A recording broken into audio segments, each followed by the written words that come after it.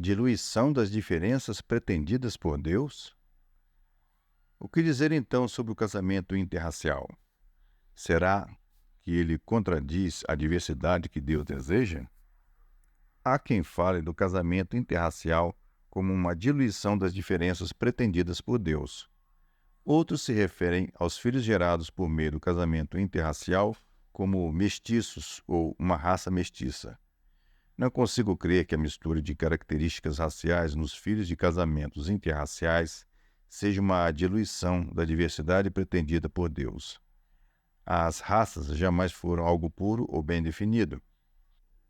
As linhagens que surgiram a partir dos filhos de Noé, Sem, Cã e Jafé, se desdobraram em uma diversidade bem maior do que 3 grupos étnicos de seres humanos.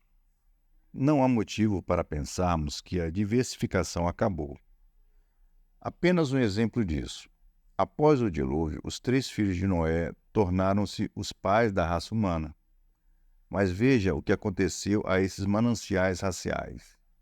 Gênesis 10:6 diz: os filhos de Cã são Cuxi, Mizraim, Pute e Canaã. As diferenças étnicas e raciais entre cananeus, cuxitas e egípcios eram fisiologicamente pronunciadas. Em outras palavras, a raça é um conceito fluido, sem limites claros. Deus parece se deleitar não somente com 3, mas com milhares de variações entre os seres humanos. Na verdade, muitos hoje diriam que o conceito de raça é totalmente inútil, pois não é possível traçar linhas claras de formação das raças, e as que são traçadas não são geneticamente e moralmente significativas. Além disso, os descendentes de casamentos entre diferentes etnias enriquecem a diversidade da raça humana em vez de diluí-la. A abrangência de povos no mundo é tão grande que não existe possibilidade real de que o casamento interracial vá reduzir essa diversidade de povos. De fato, é mais provável pensar que novos tipos étnicos surgirão do que a hipótese de que todos os tipos virão a se tornar um só, e muito menos uma raça mestiça. Os cananeus árabes e os cuxitas negros africanos surgiram a partir de uma linhagem, Cã.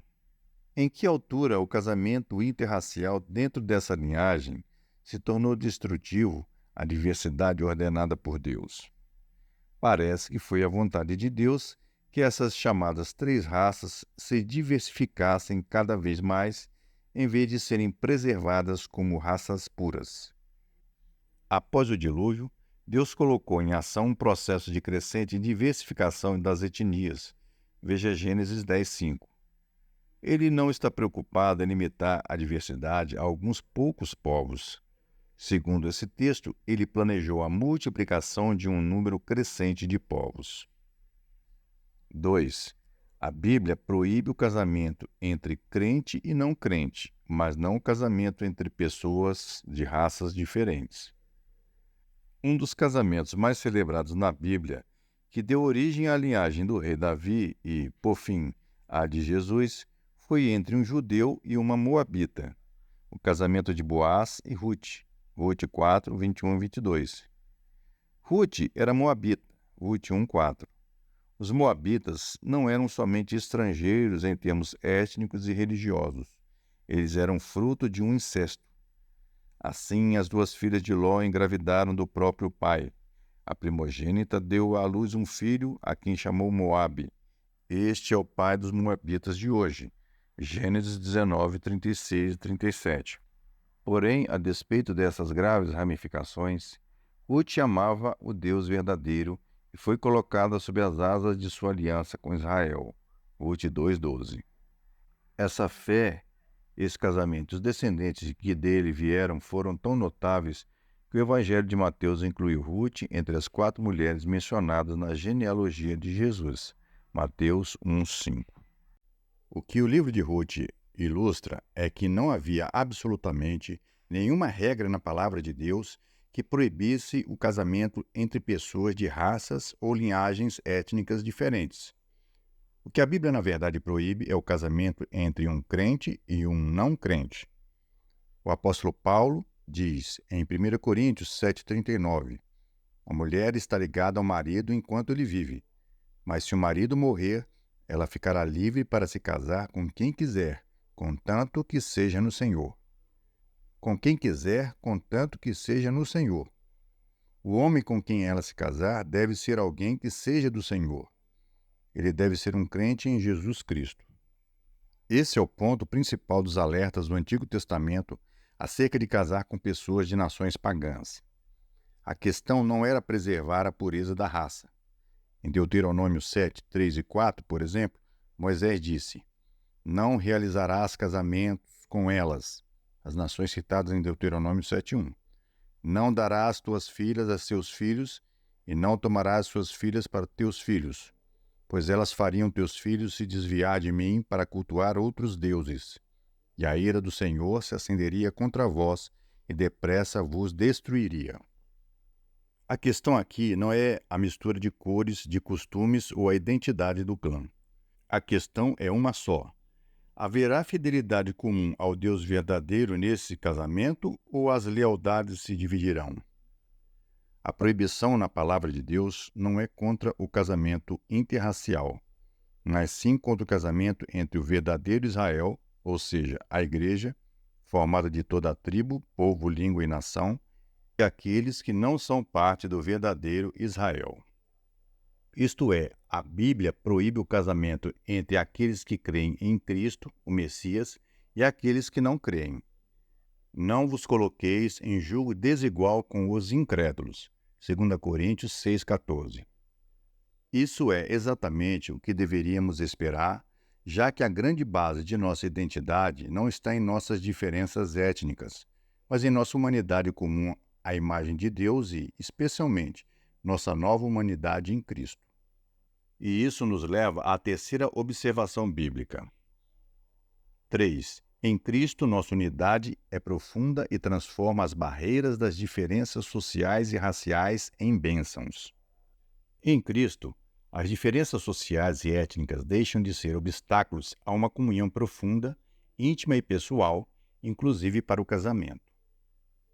Pois já vos despistes do homem velho com suas ações, e vos revestistes do novo homem, que se renova para o pleno conhecimento, segundo a imagem daquele que o criou.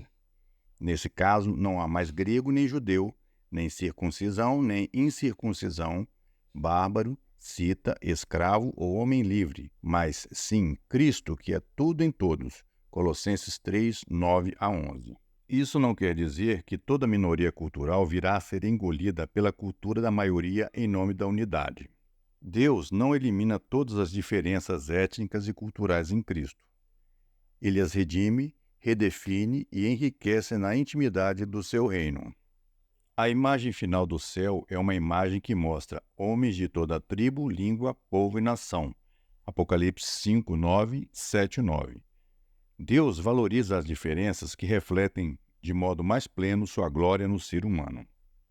O ponto central de Colossenses 3,11 não é que as diferenças culturais, étnicas e raciais não tenham importância, pois elas têm.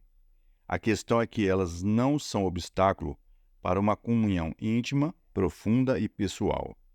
A voz de uma contralto é diferente da voz de um barítono, e a diferença é significativa. Mas essa diferença não impede que ambos estejam no mesmo coral. Na verdade, só o enriquece. Quando Cristo é tudo em todos, as diferenças assumem um lugar importante, mas secundário em relação à comunhão. E, segundo minha visão, o mesmo acontece com o casamento. 4. A crítica a um casamento interracial foi duramente castigada por Deus. A quarta observação é que Moisés, um judeu, ao que parece, se casou com uma negra africana e recebeu a aprovação de Deus. E falaram Miriam e Arão contra Moisés por causa da mulher cuxita, que tomara, porquanto tinha tomado a mulher cuxita. Números 12, 1. Cuxita significa uma mulher vinda de Cuxi, região ao sul do Egito, onde vivia um povo conhecido por sua pele negra. Sabemos disso por causa de Jeremias 13, 23. Pode o etíope, a mesma palavra em hebraico que foi traduzida como cuxita em Números 12, 1, Mudar a sua pele ou o leopardo as suas pintas?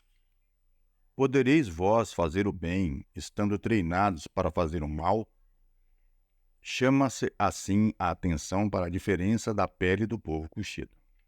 Em seu livro De Cada Povo e Nação, uma teologia bíblica da raça, J. Daniels Reis escreve que a palavra Cuxi é normalmente usada como referência à região sul do Egito, acima das cataratas do Nilo, onde floresceu uma civilização africana negra por mais de 2000 anos. Portanto, fica bastante claro que Moisés se casou com uma negra africana. O que é mais significativo acerca desse contexto é que Deus não fica zangado com Moisés. Ele fica irado com Miriam e Arão por criticarem Moisés. E a crítica deles tem a ver com o casamento e a autoridade de Moisés. A afirmação mais explícita está relacionada ao casamento. E falaram Miriam e Arão contra Moisés por causa da mulher cuxita que tomara, porquanto tinha tomado a mulher cuxita. Números 12, 1.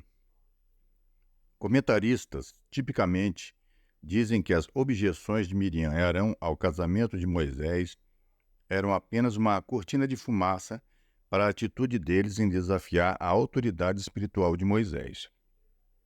Talvez, mas o que você usa para fazer uma cortina de fumaça revela seu coração, e Deus não se agradou disso.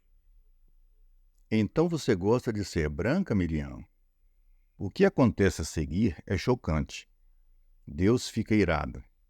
Primeiro, ele defende seu servo Moisés das falsas acusações e depois atinge Miriam com uma enfermidade terrível que deixa a pele dela branca como a neve. Mas não é assim com meu servo Moisés, que é fiel em toda a minha casa. Falo com ele frente a frente, claramente e não por enigmas, pois ele contempla a forma do Senhor. Por que, então, não temestes falar contra o meu servo Moisés? Assim, a ira do Senhor se acendeu contra eles, e ele se retirou. Quando a nuvem se retirou de cima da tenda, Miriam estava com lepra, branca como a neve. Arão olhou para Miriam e viu que estava leprosa. Números 12, de 7 a 10. Há mais do que mera punição aqui? Há simbolismo nessa punição? Considere a possibilidade de que, em sua ira contra Miriam, irmã de Moisés, Deus de fato tenha dito: você gosta de ter a pele branca, Miriam? Você menospreza a mulher cuxita por ela ser uma estrangeira de pele negra? Tudo bem, farei sua pele ficar bem branca. Versículo 10. Quando a nuvem se retirou de cima da tenda, Miriam estava com lepra, branca como a neve. Deus não diz uma única palavra de crítica sobre o fato de Moisés ter se casado com uma cuxita. Mas quando Miriam critica o líder escolhido por Deus por esse casamento, Deus a faz ficar com a pele branca, contaminada pela lepra. Se você algum dia pensou que a cor negra fosse um símbolo bíblico de impureza, tome cuidado com o modo como usa essa ideia. Uma impureza branca pode vir sobre você. Essas são as minhas 4 observações bíblicas. 1. Todas as raças têm um ancestral comum e todos os seres humanos foram criados à imagem de Deus. 2. A Bíblia proíbe o casamento entre crente e não crente, mas não o casamento entre pessoas de raças diferentes. 3. Em Cristo, nossa unidade é profunda e transforma as barreiras das diferenças sociais e raciais em bênçãos. 4. A crítica a um casamento interracial foi duramente castigada por Deus. Implicações finais. A partir de minha experiência pessoal e de muitos diálogos, eu argumentaria que a oposição ao casamento interracial é uma das raízes mais profundas do distanciamento, do desrespeito e da hostilidade entre as raças no mundo. Mostre-me um único lugar no mundo em que o casamento entre pessoas de raças ou etnias diferentes é mal visto e ainda assim os membros dos 2 grupos raciais se tratam com o mesmo respeito, honra e oportunidades. Não creio que isso exista. Não acontecerá jamais. Por quê? Porque o suposto fantasma do casamento interracial requer que muitas barreiras sejam erguidas para impedir que jovens se conheçam e se apaixonem. Eles não podem congregar no mesmo grupo de jovens, não podem frequentar as mesmas escolas, não podem ir aos mesmos clubes, provavelmente não vivem na mesma vizinhança. Bem no fundo, todos sabem o que se passa. É o silêncio eloquente de desaprovação e medo do casamento interracial. E enquanto o desaprovarmos, causaremos cada vez mais o distanciamento de nossos filhos e de nós mesmos em relação aos outros. O efeito disso não será harmonia, respeito e igualdade de oportunidades. A separação jamais gerou compreensão mútua e respeito. Só gerou ignorância, desconfiança, rótulos impessoais, insinuações humilhantes e exaltação coletiva de nós mesmos. Onde o casamento interracial é desaprovado, a cultura detentora do dinheiro e do poder sempre dominará e oprimirá. Eles se incumbirão de garantir que as pessoas que não se encaixam no perfil desejado para cônjuge permaneçam em seus devidos lugares. Se seus filhos não servem para se casar com os filhos deles, você também não serve como vizinho. Crie um problema e faça dele a razão para o problema. E temos aqui uma grande e triste ironia. A própria situação de distanciamento, suspeita, desconfiança e aversão que foi criada, entre outras coisas, pelo temor do casamento interracial, é usada para justificar a oposição ao casamento interracial. Tornará a vida do casal e dos filhos mais difícil. Eles serão chamados de mestiços. É como um beco sem saída ou um exército que está sendo derrotado por falta de soldados. E os soldados não se alistam porque o exército está sendo derrotado. Oponha-se ao casamento interracial e você ajudará a criar uma situação de desrespeito racial. Então, uma vez que existe uma situação de desrespeito, será prudente evitar o casamento interracial. Cristo não nos chama para o conforto. Aqui é onde Cristo faz a diferença. Cristo não nos chamou para viver uma vida de prudência, mas sim para uma vida de amor e coragem, uma vida centrada em Deus, que exalta Cristo, que promove a justiça, que assume riscos e é contracultural. Será mais difícil casar-se com alguém de outra raça? Será mais difícil para meus filhos? Talvez sim, talvez não. Mas desde quando é desse jeito que um cristão pensa? A vida é difícil. E quanto mais se ama, mais dolorosa ela se torna. É difícil levar uma criança para o campo missionário. Os riscos são imensos. É difícil mudar-se com seu filho para um bairro onde moram pessoas de diferentes classes, onde ele pode ser ridicularizado e provocado. É difícil ajudar uma criança a ser cristã em um mundo secularizado, onde suas convicções são alvo de escárnio. É difícil fazer as crianças viver de acordo com alguns padrões como "você não se vestirá desse modo" ou "você não ficará na rua até tarde". É difícil criar um filho quando um dos pais morre ou mesmo quando eles se divorciam. E esse é um risco real para qualquer casamento. Quem diz que casar e ter filhos é algo supostamente livre de problemas? É uma das coisas mais difíceis deste mundo. Em contrapartida, também é correto e compensador. Os cristãos são pessoas que se movem na direção da necessidade, da verdade e da justiça, e não na direção do conforto e da segurança. A vida é difícil, mas Deus é bom, e Cristo é forte para nos ajudar. Há mais do que problemas pela frente. Quem sabe que bênçãos, através da dor, Deus pode ter guardadas para nós? O casamento interracial tem um incrível potencial para trazer grande paz e alegria. Sim, há exceções. Um pai branco pode vir a nunca falar com seu genro negro. Mas existe outra possibilidade maravilhosa e, na verdade, ela vem se concretizando repetidamente em casamentos interraciais. Um grupo de parentes, a princípio intolerantes, é forçado a ver como uma pessoa o estranho que acabou de se casar com alguém da família. O recém-chegado à família já não é mais apenas alguém de outra raça. Ele passa a ser uma pessoa.